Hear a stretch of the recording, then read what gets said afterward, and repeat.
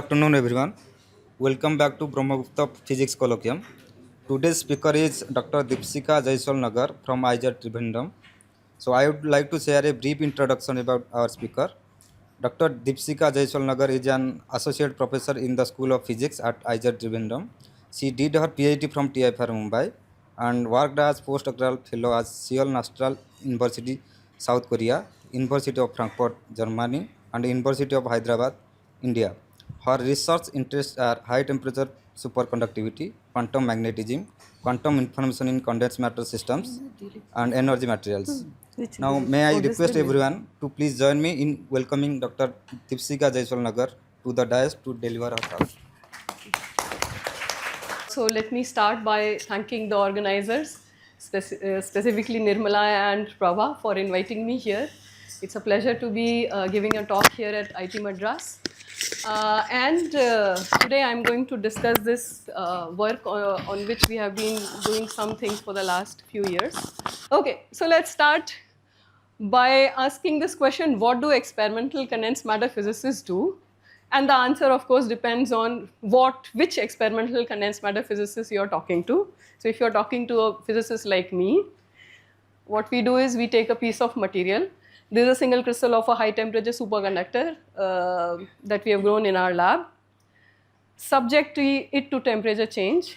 Most of the time we are decreasing the temperature rather than increasing it.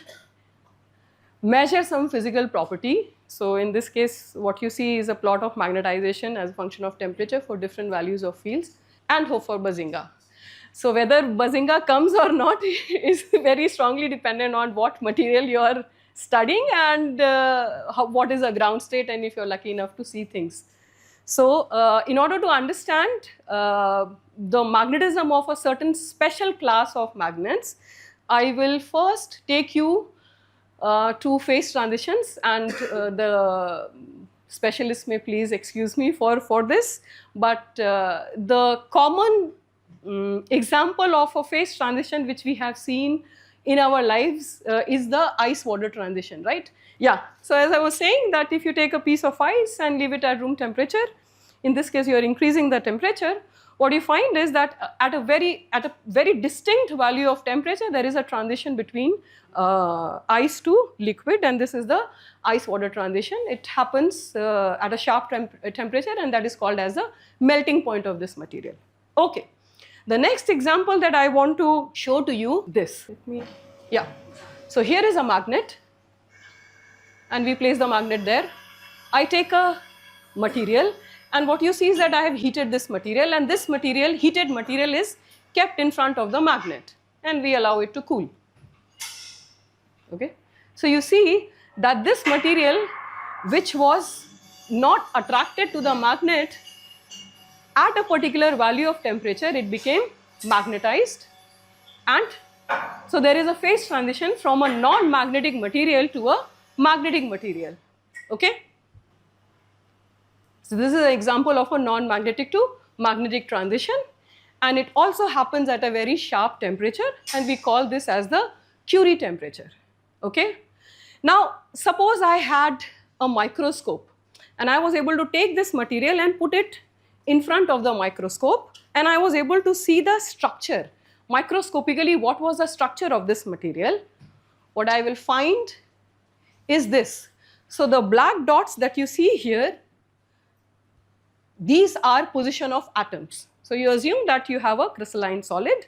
There are these very nicely regularly arranged atoms, and at each position of these atoms, there are these vectors which are pointing in all random direction. Okay, so in this case, if you just took a sum of all these vectors which are pointing in all possible direction, you know what will happen. What is the value that we will get? 0, right? This is what is called as a paramagnet. Okay, so if you take the summation of the magnetic moment here, what you get is a 0 value, right? Now, this is the state of the magnet when I had heated it up. Okay, now I just allow it to cool down. If I allow it to cool down, what I find is that at this Curie temperature, the temperature at which this object became attracted to the magnet, the spins of all these positions suddenly become aligned in a particular direction, and this is a phase transition to a ferromagnetic state. Okay, and if I now sum over all the moments, you will get a finite value, and which is called as the magnetization of my system, right? Okay, so what is happening? What is happening is that you are always comparing the free energies in these two states. F is equal, so U here is the internal energy of the system, and Ts is representative of the entropy of the system. Okay, so you can understand that when you are at a high temperature, then the system wants to disorder itself, so the Ts term is going to win. As I keep decreasing the temperature, the internal energy of the system gets enhanced, and therefore you will have a phase transition at some temperature which is called as the Curie temperature. Okay, so at high temperature you have a disordered phase, at low temperature you have an ordered phase, and the phase transition happens at this critical temperature, which we had called as the Néel temperature in the last slide. Okay, now suppose it so happened that because of, so this ordering of the spins that I was talking to you about happened only at T equal to 0 or a very small temperature.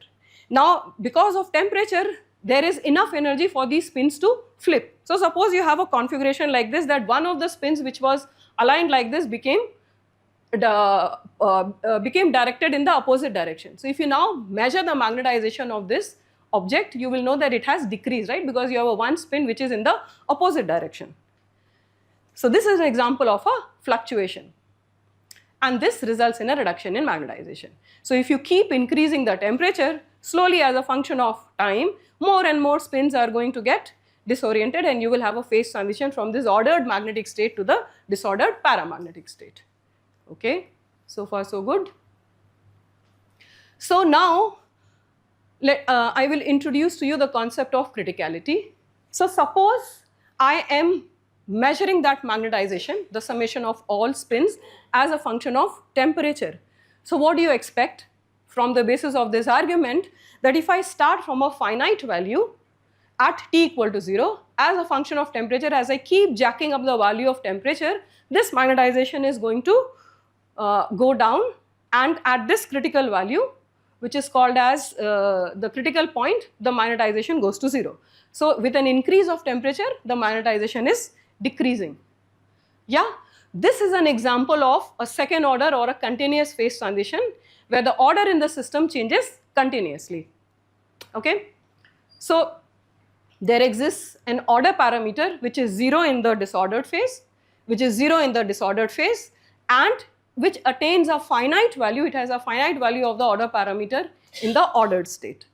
Okay, so this is the ordered state, and all of this happens at this critical point Tc. Okay, so you can see that the order parameter is very slowly, continuously going down, and it becomes 0 at the critical point at which there is a phase transition from the ordered state to the disordered state. Okay, so now it has been found that the magnetization in this case is proportional to the difference of temperature from this critical point, and it goes with some exponent which is called as the critical exponent. And there are similar to magnetization, there are various kinds of critical exponents that exist. You can measure susceptibility, you can measure specific heat, you can vary it as a function of field, and you will find that there are different kind of critical exponents, and these critical exponents define the kind of state that you are in, defines the kind of class of the magnet that you are considering. Okay. So now I was talking to you about fluctuation of the spin away from the mean position. So what has been found also that that there are correlation functions which can explain how this order is changing. So for instance, what is found is that exactly at this critical point here, exactly at this critical point, the pair correlation function goes as a power law. What it means is that fluctuations of all length scales will exist at this critical point. So if there is a spin at this point and you are calculating how is it affecting the spin at this point, it will have an effect, spin at that point will have an effect, so on and so forth. This correlation goes away as soon as you are on either of the sides of the critical point. It goes down exponentially, okay? So what we say is that the system has become scale invariant, namely that fluctuations on all length scale will exist at this critical point, okay? So this is a very special property of these critical systems. And as I said, this the correlation function goes as 1 by r raised to d minus 2 plus eta, where eta is another critical exponent, and you can once again classify your system based on the kind of exponents that you get for the particular magnetic system that one is considering, okay? So now we want to investigate the effect of quantum mechanics on these finite temperature phase transition. So the question that one would want to ask is, what happens if you go to absolute zero temperature? Is it possible that the matter freezes? What do you think? If I go exactly to t equal to 0, will everything become ordered? Will it have a stationary arrangement of spins? Nothing is moving because you are exactly at t equal to 0. Will you gain the maximal potential energy, I mean configuration? So the collection of microscopic particles, do you think that they will assume a stationary arrangement? Yes? Everyone thinks it is yes? I'm not asking the specialist.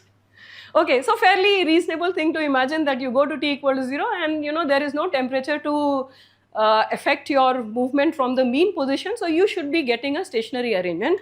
Well, the answer is no. Why? Because your material, I mean your particle is quantum, and there is this Heisenberg's uncertainty principle which will get violated if you are able to minimize both the position and you are able to exactly locate the position and momentum of this particle, right? So as I said, quantum mechanics provides for the existence of a zero-point energy, and you may feel that this is just some conceptual thing which people keep writing by taking a harmonic oscillator, calculating energy states, so on and so forth, right? All of you must have seen this quantum harmonic oscillator in your courses, and you know that there is this existence of zero-point energy.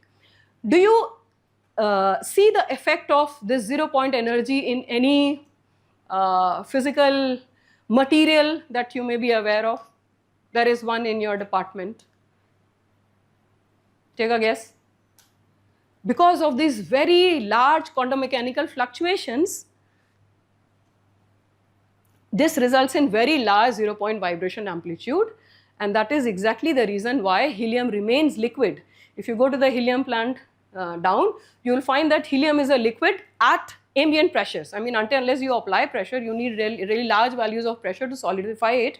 But at ambient conditions, helium is a liquid because of huge amount of quantum mechanical fluctuation, and it goes inversely as mass. So smaller the mass, higher is this fluctuation, and there are these liquids which are called as quantum liquids.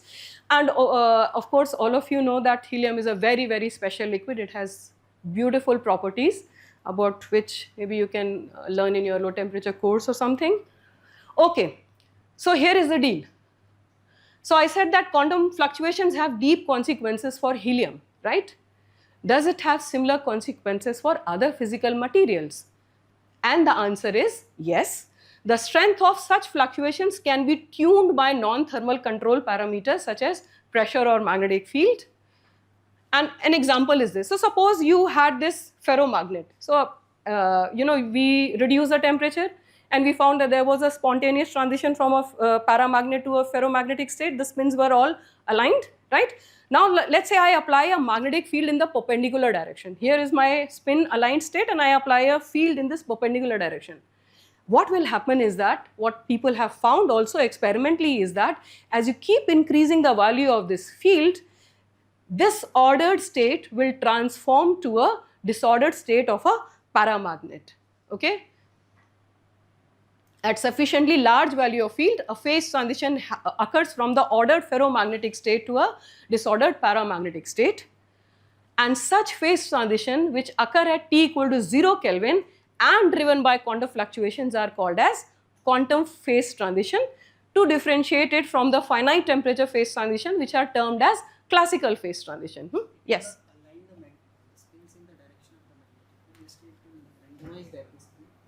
So I am saying that here is a state in which spins are all aligned, and so there is an interaction which is ensuring that they are all aligned in this direction.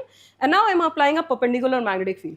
What this perpendicular magnetic field is trying to do is to reduce this interaction between the spins, which was ensuring that they are aligned in this direction. So therefore, at a sufficient strength of the field, there will be a phase transition where the spins, all of them, instead of being aligned like a ferromagnet, they transform to a paramagnet. So there is no loss of, sorry? They will not align in the direction of this field itself. They will not align in the direction of the perpendicularly applied field. So there is a aligned system, you apply a field, and what this this field is doing is, it's like acting as a force against this alignment in this direction.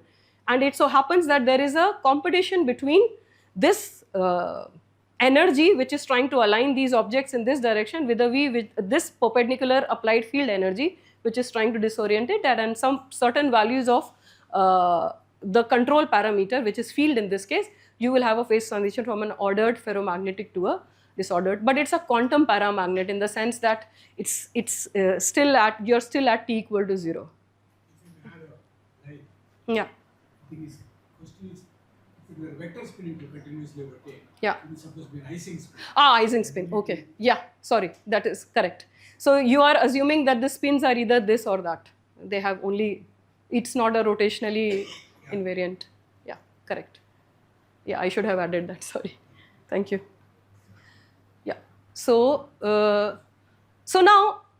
so we have seen this phase diagram, and I told you that the magnetization of the system is decreasing. I'm sorry, this went up and down as a function of temperature. So now there is this critical point Tn, and what happens to this critical point if I start to use some other non-thermal control parameter? In the previous slide I was talking about the magnetic field, but you can use pressure, you can change the number of particles in the system.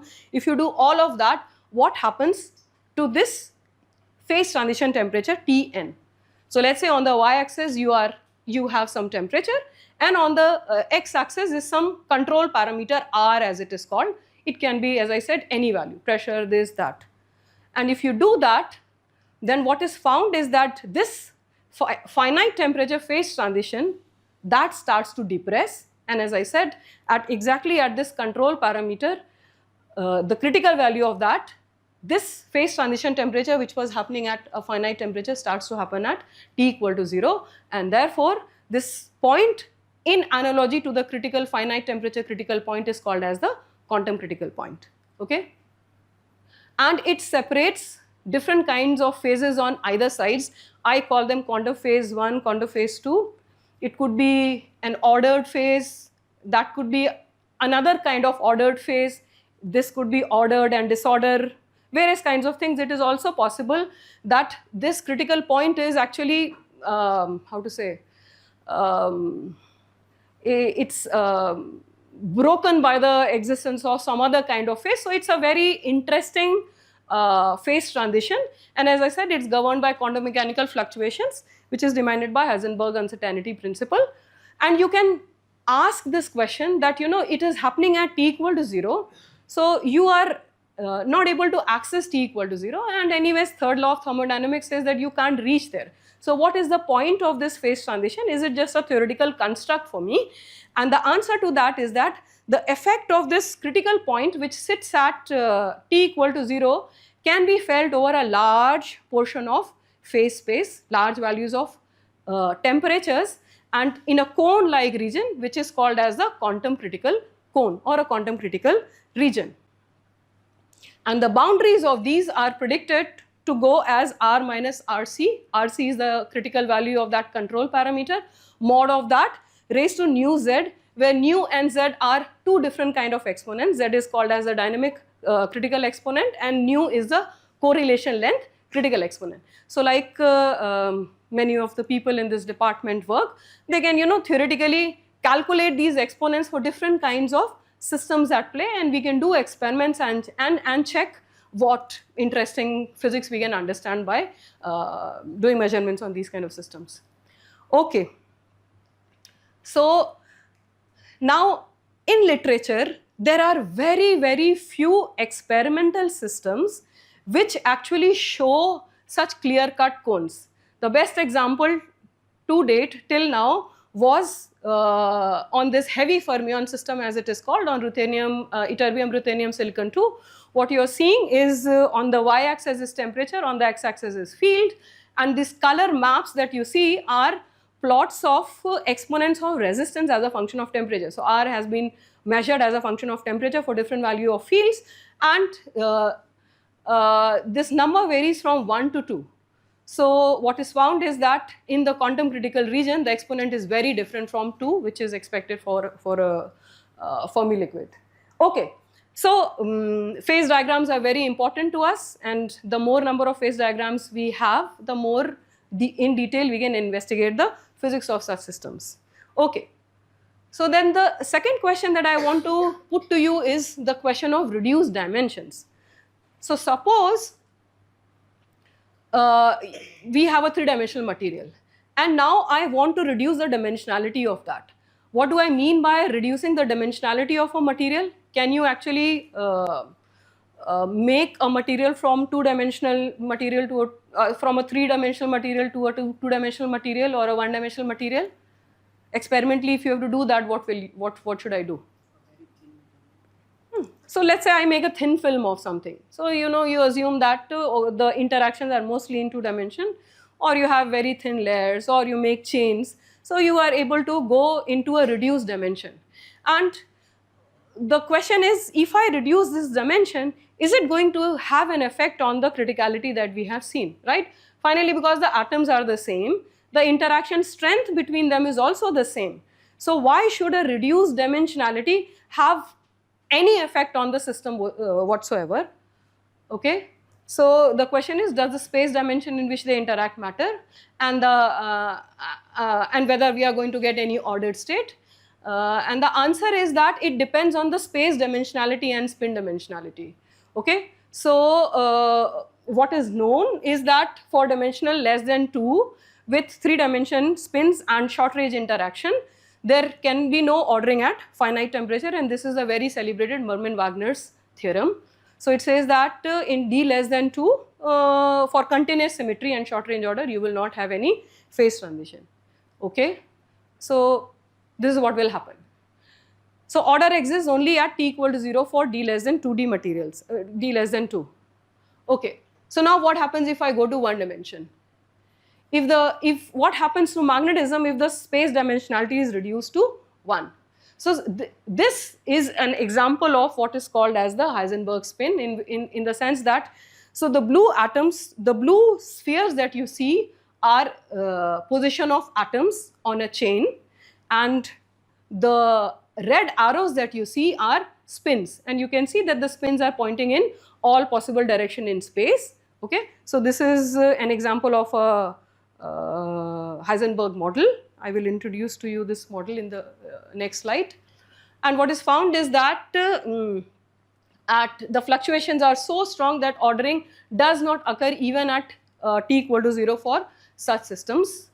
And the physics of that was investigated in detail by these two gentlemen here. This is Tomonaga and this is Luttinger. And they came up with this theory, Tomonaga-Luttinger liquid theory, in 1963, which describes interacting electrons in 1 dimension. Okay. So let me now introduce the Tomonaga-Luttinger liquids to you. Just one moment.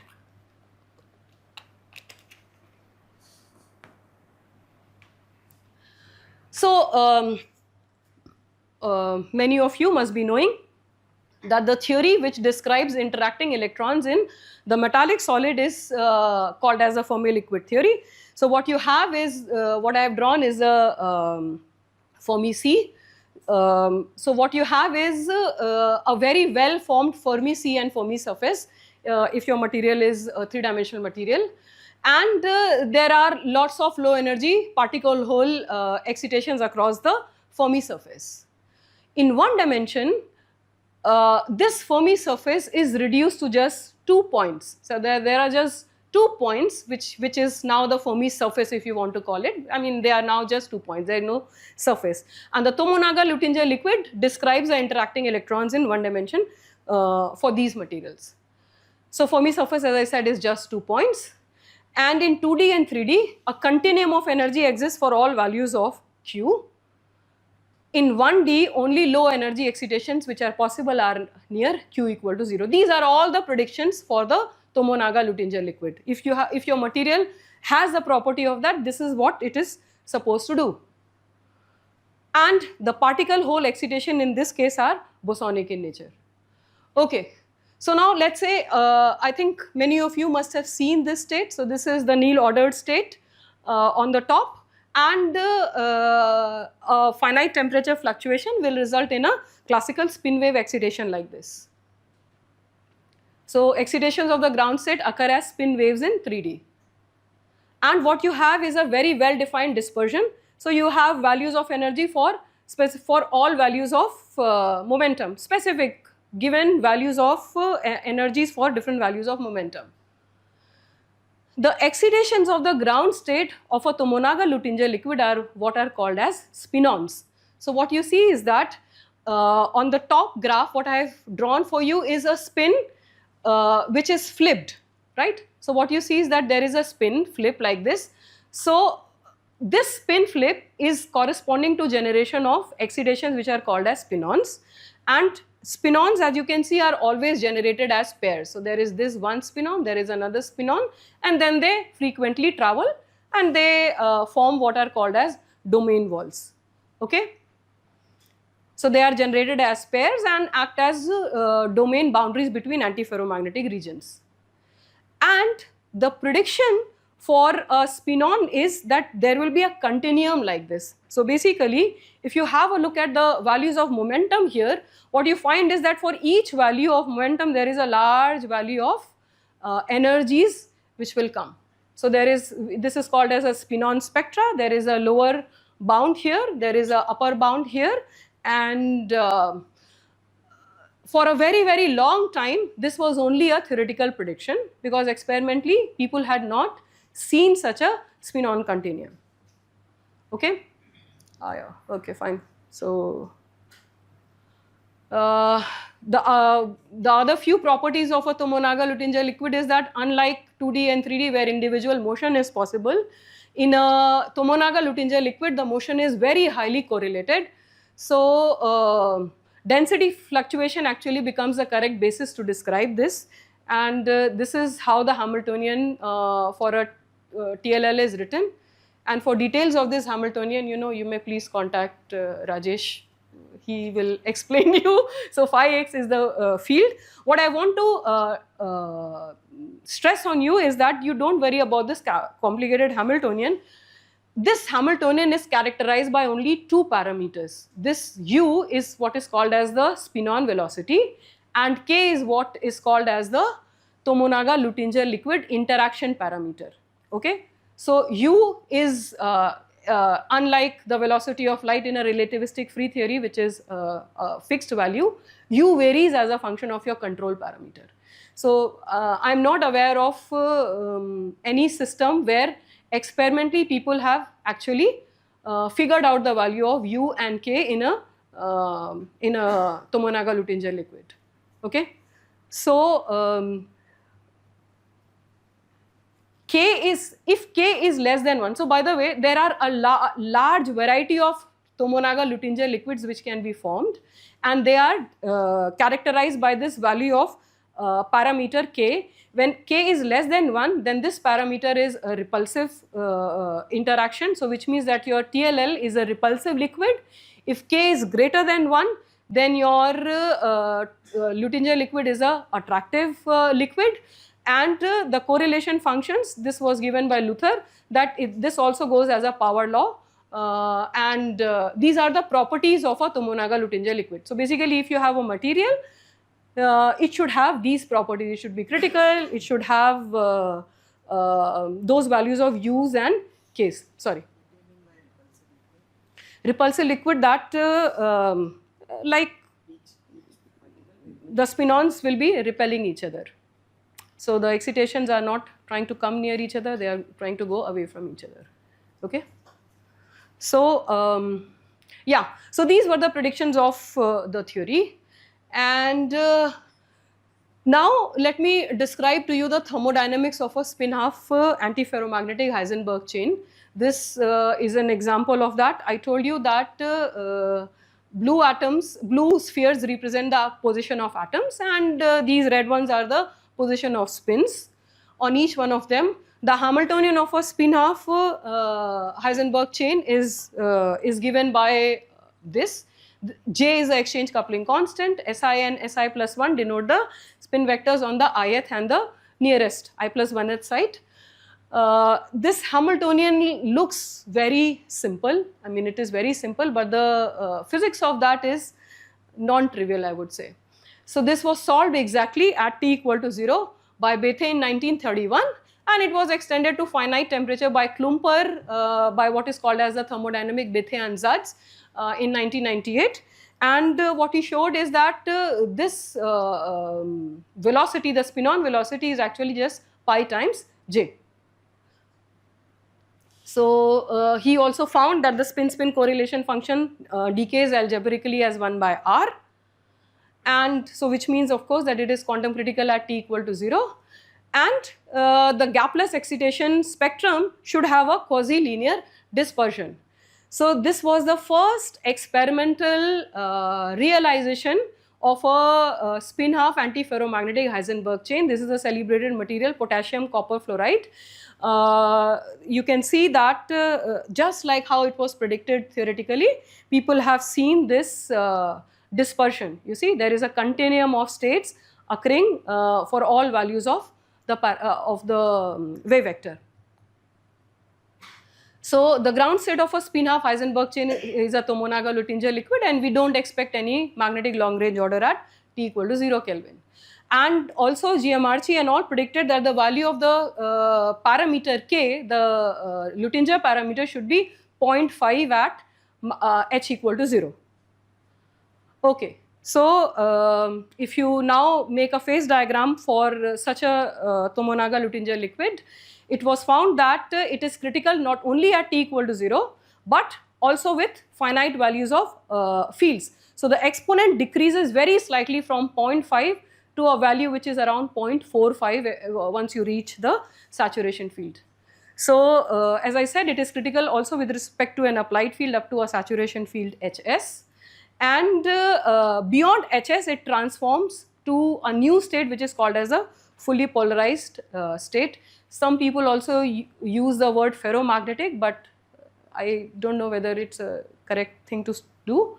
So the scaling associated with Hs is given by this quantum critical line, and then you have the quantum critical cone in between. So this whether all of this is okay, many theories come, people keep writing Hamiltonians and there are predictions, but we want to see whether there are systems in which you can actually see them. I mean, this was also one of the referee comments that, you know, finally I'm like, okay, you show me where are the systems where you see this. So yeah, this is the last introductory slide.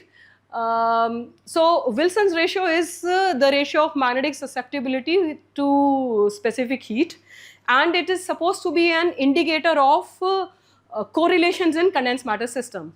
So Rw is actually equal to 1 for a system of non-interacting fermions, and it becomes 2 for a spin-off Kondo lattice in the single impurity problem.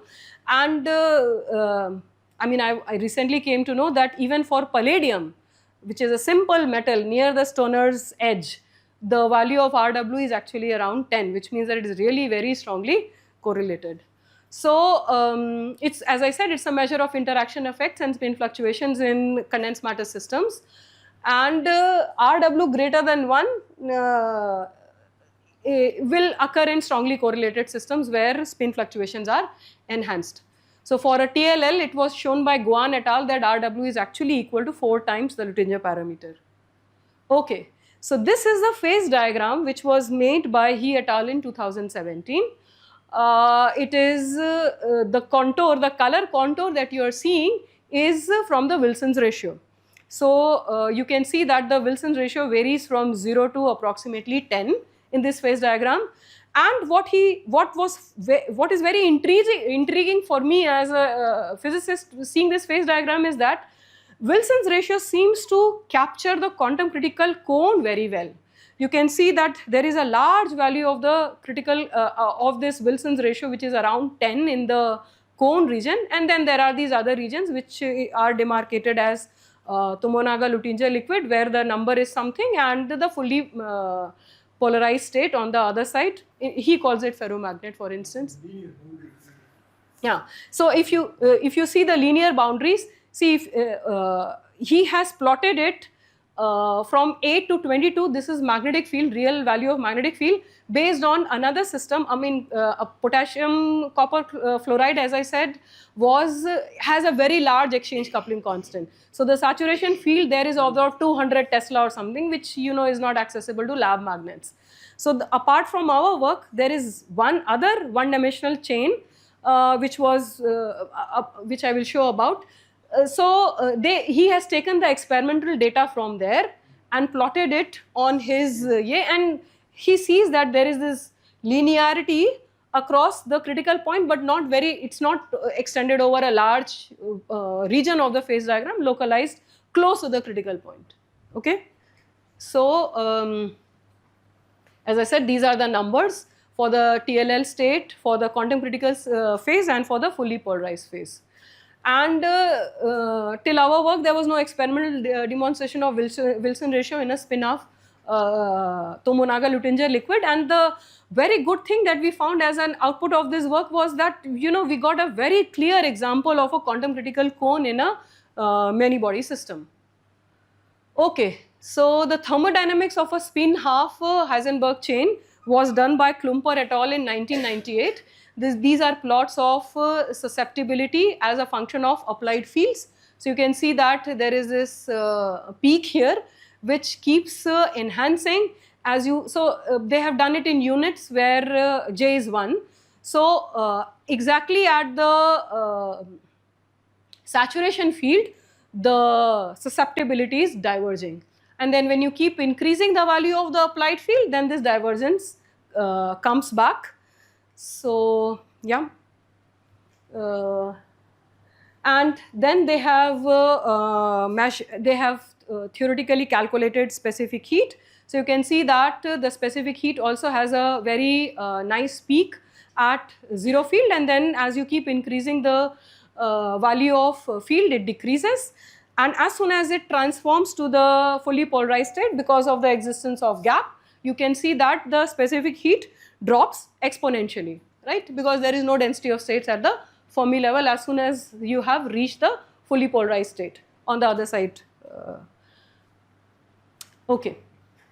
Right, and the other thing is that GMRC calculated that the specific heat for a Tomonaga-Luttinger liquid behaves linearly with temperature. So if you see this part, this is linearly, so it's like it's telling you that it's a fermionic excitation. Right, all this I have mentioned. So this is a plot from Kono et al. In 2015. You can see that this is a plot of magnetization as a function of temperature.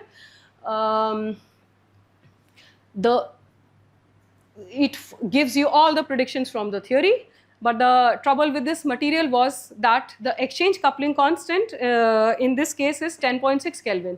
So the saturation, the corresponding saturation field where you will be able to go on the other side of the critical point is greater than 16 Tesla, which is not there in lab magnets. Okay, so they were not able to go on the other side of the critical point. And also their system is not a very ideal representation of a Heisenberg chain. You can see it from this graph here. These solid lines are the fits from theory, and you can see that it is not matching very well with the experimentally generated data. So these are 2D materials? No, 1D. So they are making a 1D chain. Weakly coupled. That's why that's a big Yeah. So that it undergoes a ordering transition below a certain. Sorry, There somebody. should be a crossover state. It is coming from a 2D chain like From a 2D. yeah. Is this coming from 2D? No, this is not 2D. It's really 1D. This is really 1D. But at sufficiently low temperature, finally they are crossover. I mean, the dipole interaction will take over and you will have, right. So, so therefore, herein comes the importance of our material, I will try to impress you by showing the data to say that we have a very good match between experiment and theory in our case. So therefore, there is a need for a good realization of a spin half Heisenberg chain to enable wide study across a complete phase diagram. Okay, so what we need is a moderate value of J by Kb. The moderate value of J by Kb also comes with its own set of problems, because then you need to really go low in temperature. Your exchange, because you should be at least an order of magnitude lower in temperature in order to see the effects from the ground state of your system. Okay, so this is a polymer, metal or organic polymer. So the magnetic ion is copper, and the interaction. So how do you make a chain? The way you make the chain is that look at these copper atoms. So what you have to do is like an engineering, that you vary the distance between the copper ions in such a way that there is enough exchange between coppers in a chain in one direction, but you are able to isolate it in the second direction or in the third direction. And that work is done through these ligands, as they are called. So this is oxalate, some is pyridine, and the work of that is to decouple the chains in the second dimension and in the third dimension. Okay, so we were the other important thing is that we were able to get very large size single crystals of this by a technique which is called as a diffusion technique. And this is a cartoon to show that there is a very good exchange in the direction of the chain, which is in the A direction, but very weak in the other two directions. Okay.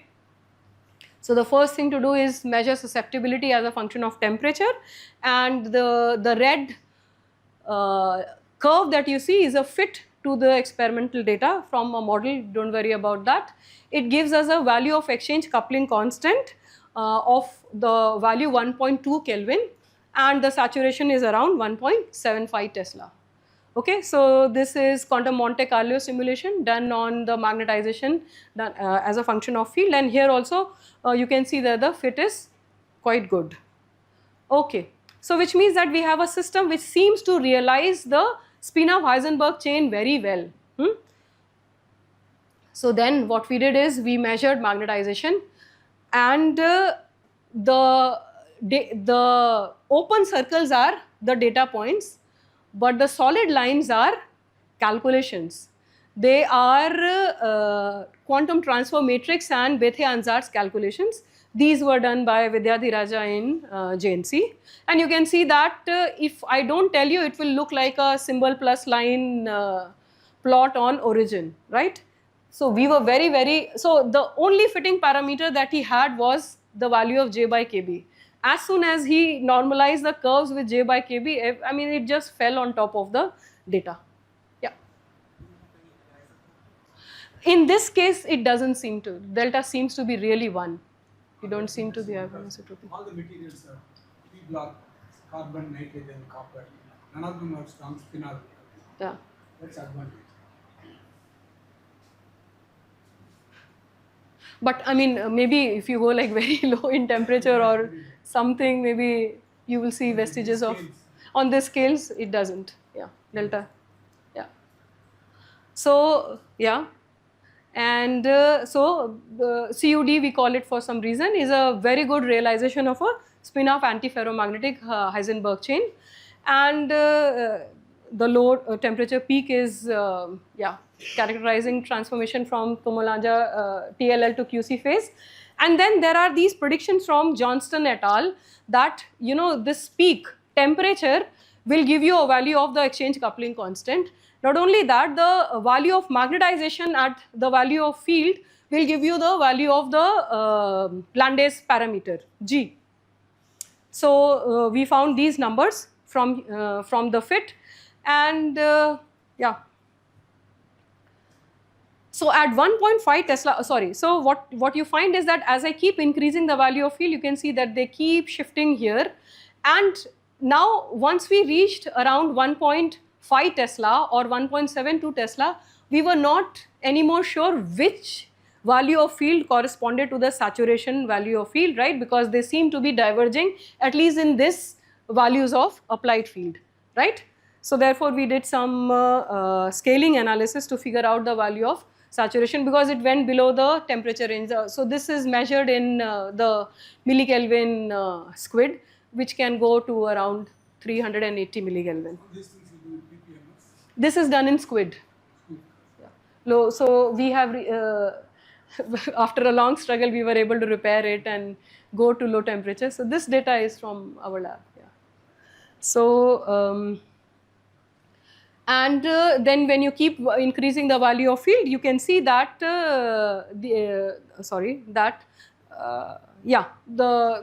they recover because now there is a saturation because they have transformed to this fully polarized state. Okay. Right. So then we did magnetic susceptibility measurement. This is a plot of chi prime versus field. This was done in Tallahassee high field lab because I tried really hard to get a good magnetic susceptibility signal at millikelvin here in TIFR. We struggled for some time. We were able to get some signal, but such clean signal we were not able to get. So finally I wrote a proposal, and through that we were able to get susceptibility as a function of field. Sorry, very high map. It's a special place for high mapping. Yeah, 1 Tesla is not bad. millikelvin. We need temperature.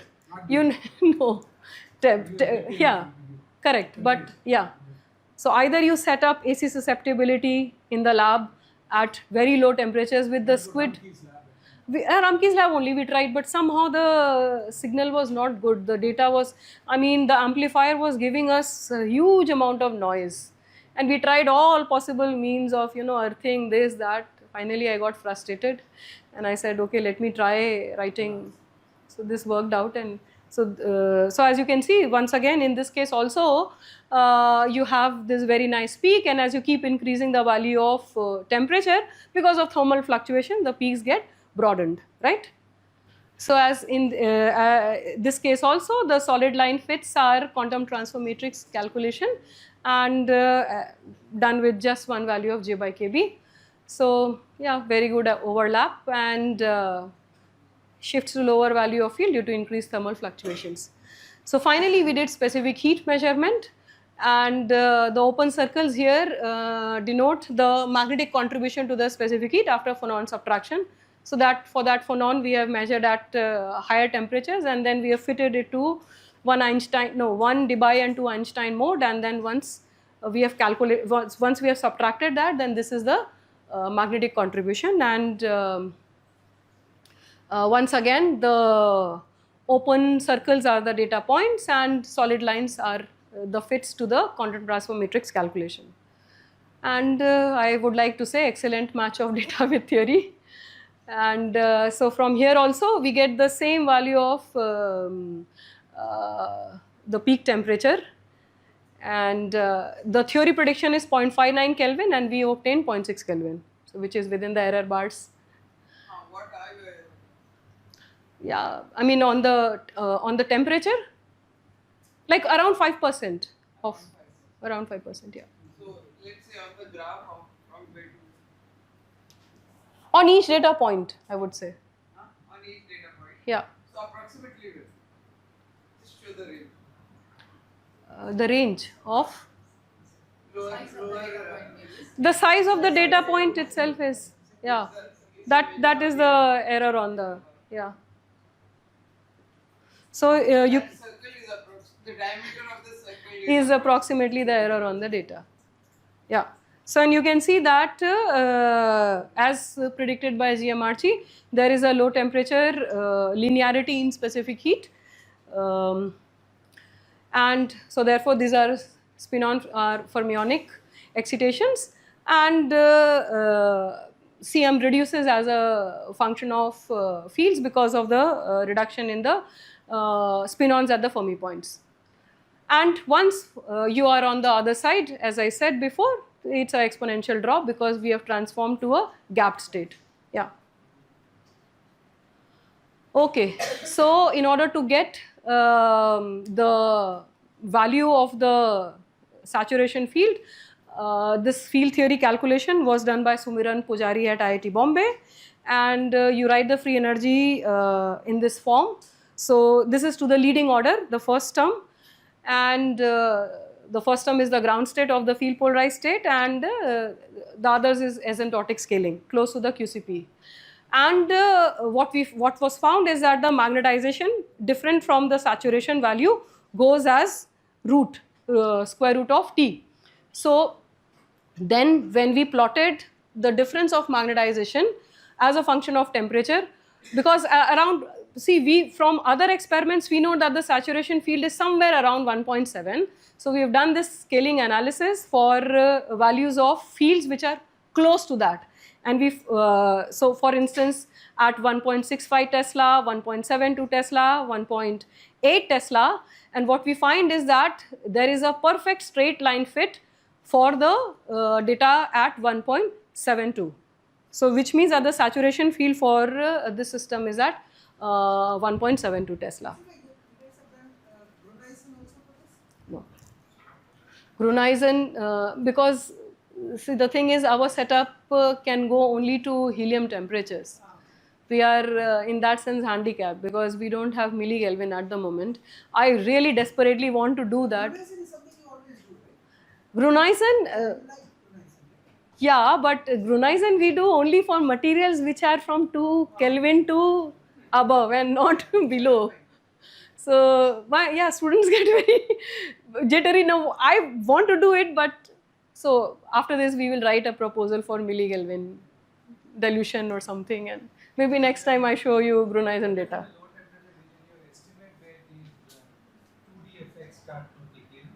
So we did muon measurement till the lowest temperature that we measured, around 50 millikelvin or so. We don't see any 2D effects, at least till those temperature ranges, but we have not gone further down. Right. Religions keep it really separate. Sorry? Yes. Correct. Right. They make an estimate. Right. Yeah. So I mean, it's in that sense we are very lucky because you know you just do something and you're not really engineering, so to say, but yeah. Okay. So scaling is in accordance to field theory calculations, and similarly we found that the specific heat also goes as 1 by root over T. The solid is the fit to that data, and of course because density of states goes as 1 by root T in one dimension. And then to show criticality we were able to get very good data collapse for both the magnetization as well as the specific heat for different values of fields. So you can see that they are all normalized with respect to the value of applied fields. Here the transmission is with respect to temperature, right? No temp. Transmission is, okay. This is the field. Okay. Yeah, it's a field induced quantum criticality. Yeah. Okay. So then, And so what is sorry. the universality? So what are the parameters that you are finding the critical response? Nu and Z are known to be 2.5 for 1D Heisenberg chain, and this we have estimated also from other. So you mean Ising? Sorry, nu is 1. Z is Z is 2 and nu is half. Nu is 1. Yeah. Mean field. I mean, mean field. Is mean field, right? High heating state. Maybe the operator here.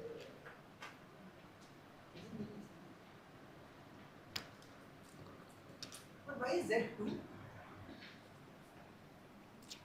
Why is Z 2? Okay, that's a difficult question for me. It's a localized system, right? Localized, very highly insulating. Yeah, so that's what maybe the effective theory is Z2 only. It's localized, but Jordan will get fermions are Moving. They are like Yeah, so pseudo fermions. I wonder whether you get a model measure. Hmm? No, I was just wondering that when you do the transformation, whether you get something that says mod or omega goes as k square. Like that is what tells you that Okay. there is two. But there is a movement from Z equal to 1 to Z equal to 2 across this left That's line. it. Saturation point. Yeah.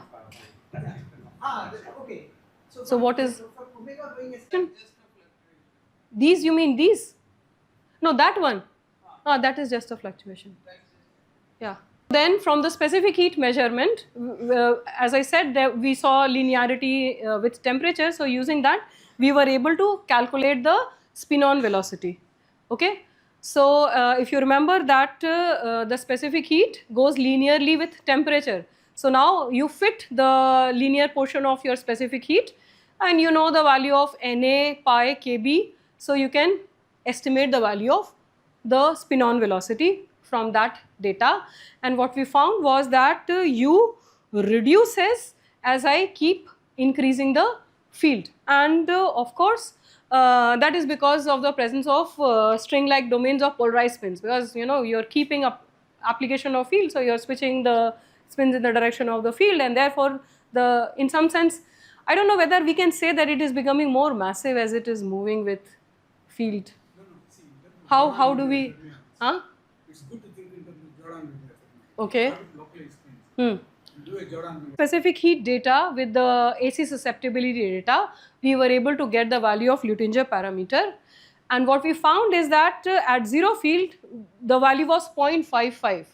The field theory says that it should be 0.5 and we were able to get it as 0.55. So the first thing is that it is less than 1, right? K is less than 1 for all values of applied fields till 1.2. So it is around 0.62 at the maximum value of applied field. So which means that the kind of Tomonaga-Luttinger liquid that is generated in this system is of a repulsive kind. It's not attractive. Okay. And as I said, it is 0.5 at 0 Tesla, very close to the expected value of 0.5. And finally, the phase diagram. This is the phase diagram that we made by collecting all the peaks that we obtained from specific heat, AC susceptibility, magnetization, and from that we estimated, we calculated the Wilson's ratio, and the color plot that you see here is the Wilson's ratio. You can see that it varies from 0 to around 10, and I mean, I could not believe once I saw this data that you have a very beautiful quantum critical cone in the center, and this data, this solid line that you see are actually fits, and we got the exact numbers that were predicted from Hee's theory in 2017. So phase diagram was made by the Wilson's ratio. We were able to identify the Tomonaga-Luttinger liquid phase here, the quantum critical phase here, and also the fully polarized state, which have all been marked. And the left and right quantum critical phase boundary follow exactly this relation which was predicted from the theory. And in contrast to what Hee et al. Had shown in their PRB paper, what we found was, I don't know, Bhaskaran, you tell me, why is this extending to such large portions of the phase diagram? I thought that the linearity, whatever, will be limited near to the critical point, but I am really amazed that the whole phase diagram seems to be governed by this cone. Yeah, I mean, we had a lot of discussion why it should be like that, but this is true. I mean, this is what we find, yeah. And as I said, this transforms, this curved thing is the transformation from z equal to 1 to z equal to 2. So yeah, I wanted to compare these two phase diagrams, the one which we have generated and the one theoretically predicted. And what we find is that, because I don't know whether it is there in the system as well, but what we find is that in our Tomonaga-Luttinger liquid, there is a very distinct difference of the Wilson's parameter here and here. It seems to be like a re-entrant, you know. Earlier I thought that this was some artifact, or you know, it's not truly there in the system, and somehow I am able, so therefore I did not say much about this difference of the Wilson's ratio in the Tomonaga-Luttinger liquid state. But now we have recent muon spectroscopy measurement, and we find that there is an extra relaxation which actually is occurring, and we are trying to understand the reason for that. So this seems to, and exactly this value of range where we see this difference in the Wilson's ratio in the TLL state. So seems to be divided, and I think that it's a robust observation. I mean, as usual, very large values of RW in the quantum critical region. And to impress on you that we made the phase diagram also with AC susceptibility and specific heat, and you can see that none of them are able to capture the quantum critical cone as you can if you are drawing it with respect to the Wilson's ratio. So I think Wilson's ratio is a very good estimator of probing criticality and strong correlation in many body systems. Okay, so this was published, and in conclusion, we have found a new metal organic coordination system, which seems to be an excellent realization of a spin-half Heisenberg chain. Quantum transform matrix method and Bethe ansatz fit the data very well. Field theory spinless fermion description also is found to work very well for our system. We find scaling and data collapse. And this is the first experimental phase diagram of a TLL constructed using Wilson's ratio. And phase boundaries were found to extend to large portions of the phase diagram. And as he asked me on spin relaxation, I really confirmed that there is lack of ordering, I mean at least to the lowest temperature where we have measured. And then my student has now done inelastic neutron scattering, and from there we have been able to get the spin-on spectrum, and now we are calculating the dynamic susceptibility, and then we want to calculate the multi-particle entanglement for this very interesting system. This is my PhD student, that's part of my group. These are my collaborators, and I want to acknowledge funding from all these institutes, and thank you very much for your attention. This is a picture of IISER Trivandrum, bird's eye view. You can see it looks very pretty. I invite all of you to please come to our campus and, okay. So, I mean, whenever I have a Hamiltonian, generally the mass term of the Hamiltonian is proportional to the distance from the criticality. So, when you showed the Hamiltonian for the Tomonaga liquid, there was no H minus Hc term, which was... Yeah, so the Hamiltonian was for the zero field. I mean, I should add the field term on the other side, which I have not, but yeah. So here the system is critical, kill the critical magnetic, it's gapless. Because the Wigington, Jordan fermions, chemical potential is moving with magnetic field, but still it's gapless. Yeah. Phenons are there until you reach the critical magnetic field, the whole is gapless still the whole. Yeah, gapless still. So that's what we have done actually. We have done inelastic neutron scattering experiments for 3-4 values of applied fields, and you really see the dispersion going away. I mean, there is a spectral weight transfer as soon as you reach on the other side of the critical point. Yeah.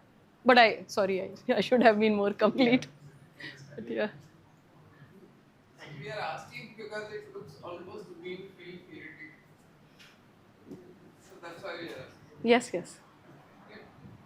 I mean, you put copper in the middle of those. Yes. Can you put other Yes. elements like Yeah. spin half?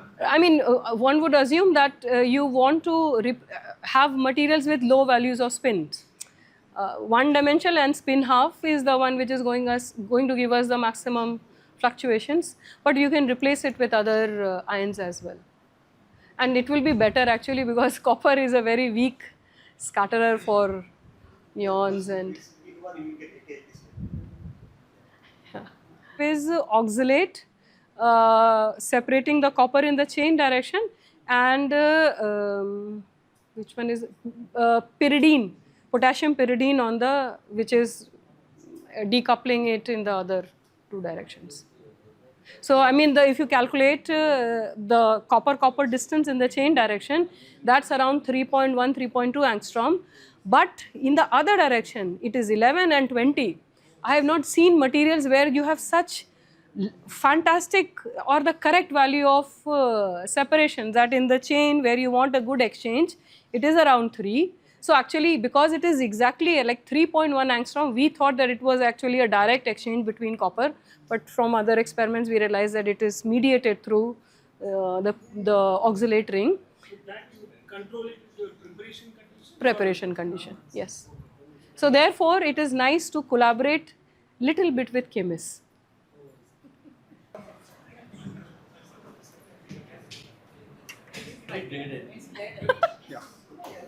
Thank you very much, sir. Yeah, it's a great feeling to get anything from Bhaskaran, sir. Thank you so much. Thank you.